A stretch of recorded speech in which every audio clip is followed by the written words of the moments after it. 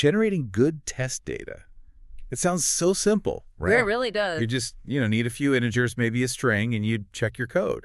But if you've ever shipped software and then a week later, this weird, insidious bug surfaces, Oh, yeah. it kind of only appears when a user types in a specific date or a string with exactly 42 characters. You know the truth. Hmm. Generating good test data is actually really, really hard. It is. It's often the missing piece, the thing that leaves those bugs just lurking in the darkest corners of your code. It's truly the Achilles heel of traditional unit testing. Right. You hard code 10 inputs that you think are reasonable, but what about input number 11 or number 10,000 that you never even considered? Exactly. And that's why today we're doing a deep dive into a powerful shift in testing philosophy, property-based testing, or PBT. And specifically, the tool that's really changed the game in the Python world. Absolutely. Our mission today is to explore the library called Hypothesis. We're going to show you how this tool provides a genuine shortcut, not just to finding bugs, but to finding those bizarre, specific edge cases you would not have looked for in a million years. Yeah, Hypothesis is a specialized Python library, and its whole job is to supercharge your unit testing. The twist is that it automatically generates this massive volume of meaningful and crucially often very unexpected test data for you. And it just slots into what people are already using. It integrates seamlessly, works great with popular frameworks like PyTest and UnitTest. It basically transforms your static, fixed test suite into a dynamic bug hunter. Okay, so let's unpack this then. We're used to unit tests where we say if the input is X, the output must be Y. What makes property-based testing so fundamentally different? The core distinction is that PBT doesn't test specific examples. It tests the properties of your code. A property is an invariant. It's an aspect of the data or the function's behavior that should always be true, no matter what the specific input is. You're defining the rule. Exactly. You're defining the fundamental rule your code must follow. So if I was using a classic example, like a function that adds two numbers, a hard-coded unit test would check, does 2 plus 3 equal 5? Right. And then another one for 10 and 20. Does 10 plus 20 equal 30? And I have to write a separate test for each. That's it. You write tests for the values you expect. PBT says, forget the specific values for a moment. Let's define the property. So for addition, a great property is the commutative law. Okay. If I define two integers, a and b, the property is that a plus b must always equal b plus a. You just define the input space, say, any integer between -1,000,000 and +1,000,000, and Hypothesis handles the rest. It throws millions of combinations at that single property test. That sounds incredibly efficient. But it does bring up a question. If I'm just defining a range of inputs, does PBT only work for, simple numbers and strings? Because my code handles complex JSON-specific date formats. That's a great point, and that really highlights the power of Hypothesis. The math example is easy to grasp, but the library shines because its data generation, they call them strategies, is incredibly vast and complex. So it's not just integers. Oh, not at all. You can tell Hypothesis to generate lists of specific lengths, dictionaries with precisely defined keys, valid email addresses, custom data structures, even complex nested JSON objects that mimic an API response. I see. So you could test the logic of, say, a parsing function without having to manually create 50 different malformed inputs yourself. Precisely. The efficiency isn't just about reducing the number of tests you write. It's about making the inputs far more challenging and varied than any human would ever bother to create manually. You delegate that tedious work to the machine. And that, I assume, leads us directly to this idea of fuzz testing. It does. It's the logical next step. So we've defined PBT as testing properties. Yeah. How does defining those solid, immutable properties open the door to something as aggressive as fuzz testing? Well, PBT defines the code's expected boundaries and invariants. Fuzz testing is the technique we use to probe the resilience of those boundaries.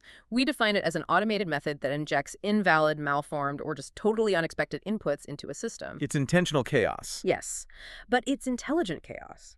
Hypothesis isn't just throwing random happy path data at your function. It learns what kind of inputs break your invariance, and it tries to generate similar data. Like what? Oh, known failure modes, zero values, values right at the edge of a boundary, maximum string lengths, sometimes even malformed Unicode characters. The goal is simple: reveal defects and security vulnerabilities by testing the code's resilience against garbage. Okay, let's make this concrete. Let's use that requirement from our sources, the simple function inscart. Right. So we have 3 strict requirements for this function. First, it takes an integer argument, but only between 1 and 10. Okay, a very narrow range. Very narrow. Second, it calculates and returns the square root. And third, and this is the most important part for our discussion, the function must throw a specific assertion error for any input outside that 1 to 10 range. So let's say a developer writes the function, they focus only on the math part, and we run hypothesis against it. Hypothesis is just going to generate integers from its whole universe, right? Yeah. 0, 17, negative numbers. A million, yeah. Hmm. If you define the PBT strategy to accept a broad range of integers, it will very quickly find data points that expose the function's vulnerability. If you input 15, for instance, the function might crash because it was only built for 1 to 10, or it might just return a wrong value. And hypothesis finds those inputs, like 15 or 93, that prove the boundaries weren't checked properly. Exactly. So to fix that, you have to make those assertions explicit right inside the function itself. That was the fix from the source material. Yes. Since the requirement specifically said assertion error, the developer has to use the assert keyword.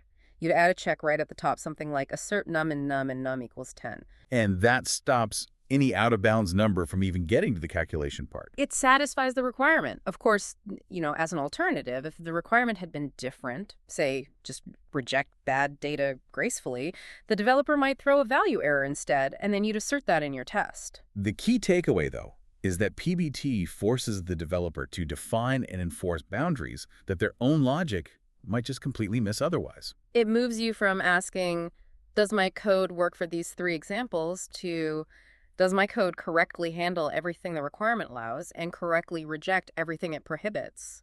Let's move to what I think is the most compelling part of this, which is the real-world logic bug. This is where hypothesis goes beyond just checking boundaries and finds those subtle, forehead-slapping logic errors that only show up under a weird combination of conditions. Yeah, and for this, we're looking at that classic case study, the one popularized by the book The Pragmatic Programmer. It involves a simple inventory and order processing system. Right, the system has 2 classes, a warehouse class that tracks stock and an order class that requests items. And they're in separate modules, which is how real logic gets distributed in an application. And the fundamental property we're testing here is incredibly simple, just basic business logic. If the warehouse does not have enough inventory, you should not be able to successfully create and fulfill an order. It's an invariant. You can't have negative stock. Your stock levels cannot become negative because of a new order, period. So what happens when a developer implements this? Maybe they're focused on speed or the database connection, and they just miss that one crucial check. That if stock requested amount check. Well, hypothesis, running in the background, just starts generating combinations. It might generate an order for 17 items, check the current stock and find it 16, and boom, the test fails. But the data that caused it could be complex. That's the thing. The data set that causes the failure might be order ID 459 for 17 items processed by user Z23 at a specific timestamp. It's a whole constellation of data points that causes the break. That's interesting because with traditional fuzzing, you might get this gigantic complex input that causes a crash, and then the developer spends hours just trying to figure out which part of that input was the actual trigger. Exactly. And this is where Hypothesis introduces its single most powerful game-changing innovation. It's something called shrinking. Okay, let's focus on that. What is shrinking, and why is it so important for the debugging process? Shrinking is what Hypothesis does immediately after it finds a failure. Instead of just handing you that complex, multivariable failing input, order ID 459, user Z23, 17 items, Hypothesis systematically tries to minimize that input while making sure the test still fails. Wow. It iteratively reduces the complexity to find the absolute simplest, smallest, reproducible test case. So it might take that failure from the complex data and realize, wait, the user ID Z23 doesn't matter. The timestamp doesn't matter. The only 2 variables that matter are that the order amount is 17 and the stock level is 16. It's even better than that. It'll shrink the values themselves. If an order of 17 fails with 16 stock, Hypothesis will try 16 items with 15 stock. It will keep going, aiming for the minimal difference possible. It might determine the absolute minimal failing case is just. Attempt to fulfill an order for 1 item when the warehouse has 0 stock. That is incredibly valuable. It turns a chaotic failure into a simple, elegant, minimal reproduction recipe that you can instantly understand and then debug. It literally converts chaos into clarity. And once Hypothesis has found and shrunk that specific minimal failing input, say, the order of 1 item with 0 stock, that data set becomes mission critical. And that leads us right into our final segment, the essential link between PBT and the whole regression cycle. Once hypothesis gives you that shrunken failure case, you, the developer, must capture it. You have to. Because hypothesis uses random generation, you can't guarantee the next test run will find that same bug again. Right. So you take that specific minimal dataset 1 item, 0 stock, and you create a separate explicit unit test using those hard-coded values. And that explicit test becomes your permanent dedicated regression test. It's the guardrail.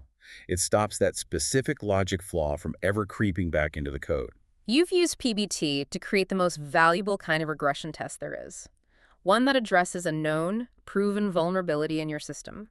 It ensures your code stays robust, even as requirements change. And they always change. We saw that with our InScore example. We did. If the business requirement changes and now InScore needs to accept values from 0 to 100 instead of 1 to 10, the code has to be updated. And when you update the function for that wider range, you have to remember to adjust that internal assertion to assert num equals 0 and num equals 100.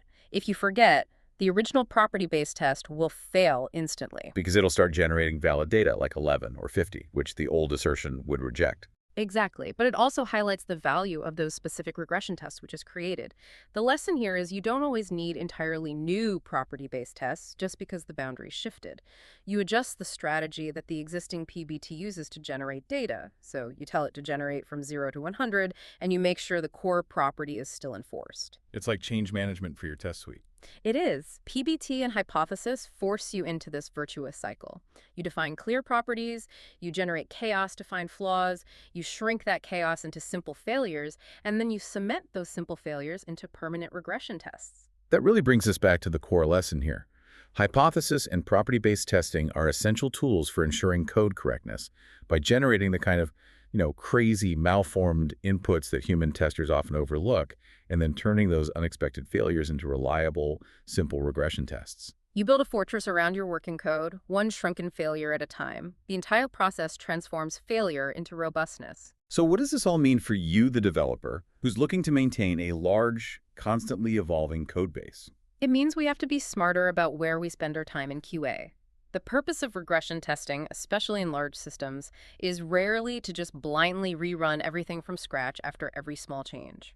A much more intelligent approach is to focus specifically on the subset of unit tests that directly relate to the new code or feature. The ones born from these PBT failures. Exactly, those targeted, explicit regression tests. This targeted, knowledge-based approach is the sustainable way to maintain both code quality and velocity as your system grows.